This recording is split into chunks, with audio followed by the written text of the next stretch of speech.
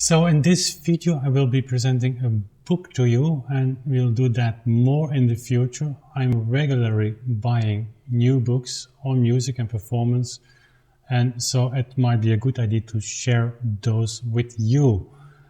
So the book of today are the letters of C.P.E.Bach. It's not a recent publication, it's not very old either, and it's actually the English version of the letters, and we go in some aspects of that.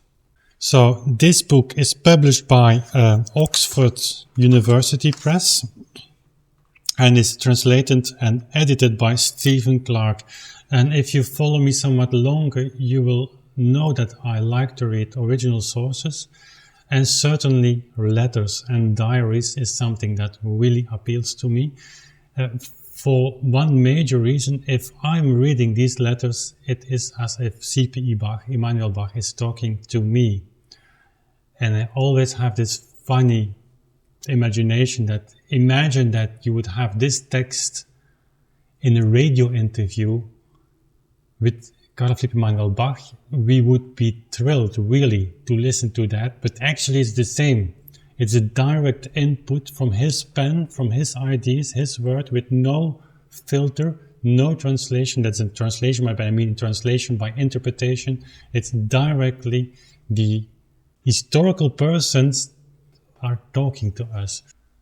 Of course, diaries and letters will not give you a complete overview of the person and of his history and his life. For that, there are biographies, but what is unique in books like this and sources like this is that you really have the feeling that you are getting to know the person better.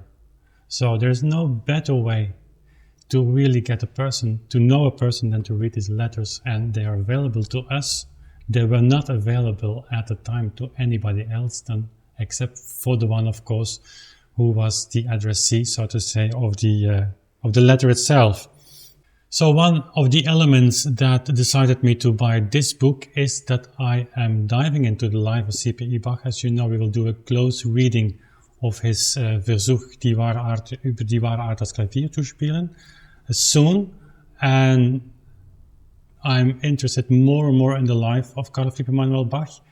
And there's one particular aspect that is really important, actually, in the musicology just way, so to say, important today still, is the relationship of the correspondence that Emanuel Bach had with Forkel. So, and Forkel is actually wrote the first Bach biography in 1802 and is considered today as one of the founders of modern musicology, the science of musicology, so to say. And I wanted to know the letters of Forkel and C.P.E.Bach directly, which is the first reason I bought this book, because of course Forkel is a big source for us clavichord players in relationship with the music of J.S.Bach. And today, that's a little bit off topic, but today his quotes on particular events that happened during J.S.Bach's life, or in other words, we thank a lot of those anecdotes thanks to the correspondence Forkel had with Emanuel Bach. And these are taken very seriously. But the quote, for instance, where Emanuel Bach had written, I haven't found the letter yet, and maybe it isn't preserved, where Emanuel Bach wrote to Forkel that his father loved to play the most on clavichord.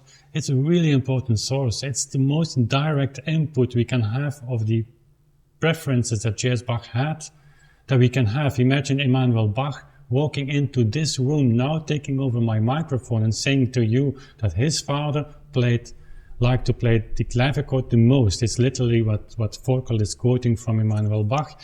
And still today, that is something that's even rejected often, because the clavichord is not accepted yet as a mainstream instrument for the music of J.S.Bach. So that's off topic, we will make another video on that. There is a German edition by Sukula, if I pronounce that right, Ernest Sukula, in 1985.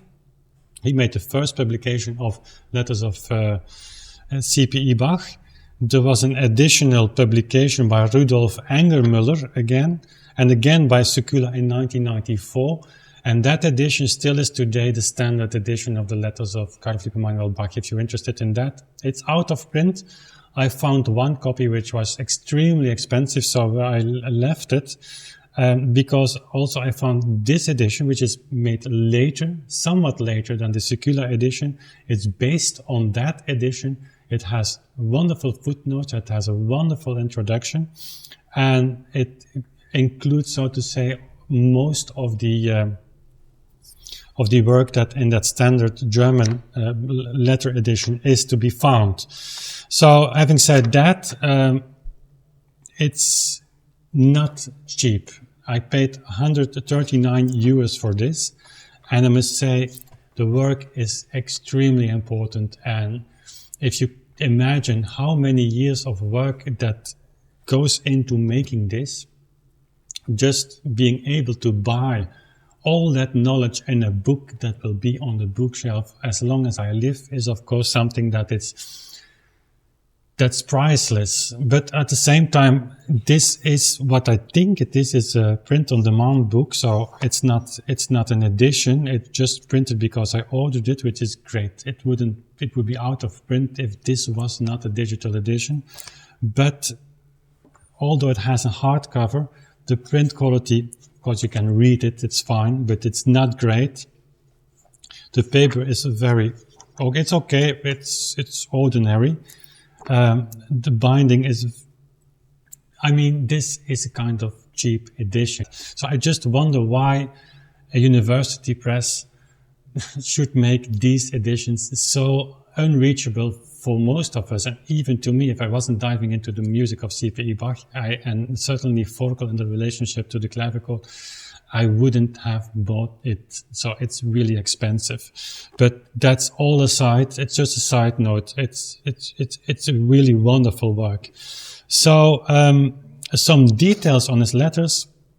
So, all the letters we have, all the surviving letters, but 4 letters are dating from the last 25 years of Bach's life. So while he was in his 50s, 60s and 70s, and almost 80% of his letters are addressed to 5 people, under which the 2 most important ones are Breitkopf. You will know Breitkopf and Hertel, famous publishers, published many of Bach's music, but was a publishing firm present at the time of C.P.E.Bach, and even before. I think it's second generation that was involved in publishing works of C.P.E.Bach. And the second important name is, of course, Forkel. Few letters of the people who sent letters to him are preserved because he destroyed almost all of that in an attempt to save precious space in his home, as he writes, which might partly explain the circumstances. So discussions of financial matters are, of course, per se pervasive in this edition. Emanuel Bach was a self-publishing author that he learned from his father, probably. He was a very good businessman, and we will actually make a second video on that aspect because that's very interesting. Interesting also here in this edition, and I appreciate a lot, is that the German term Klavier is left untranslated. And I think it's not possible to translate because sometimes, certainly in C.P.E.Bach's time, and probably also in J.S.Bach, but I don't know, someone once should have the courage, and it should not be a musician, I think, to dive into that problematic term Klavier. It sometimes means all keyboard instrument. It sometimes particularly means the clavichord. Of course, at the end, there is an invaluable list of names with short biographies, as many of these publications have. There is a chronology of Bach's life, which is always handy to have, and there is a great introduction, really a summary of the letters, aspects of his life in a few pages, and that reads easier than it is to make. So I'm really happy to have this. It costs us a little bit too much money, and we go through some aspects of the letters of C.P.E.Bach. in future videos. So thank you for watching. Hope you liked it. Let me know if you want to have some more book reviews or book introductions. I will do it with pleasure, because it gives also me the opportunity to make a summary of the book, and it sticks in my head better than when I wouldn't do it. So let me know and I will do that. Thank you for watching. Thank you for subscribing as always, sharing this video, and we see each other very soon again. Bye.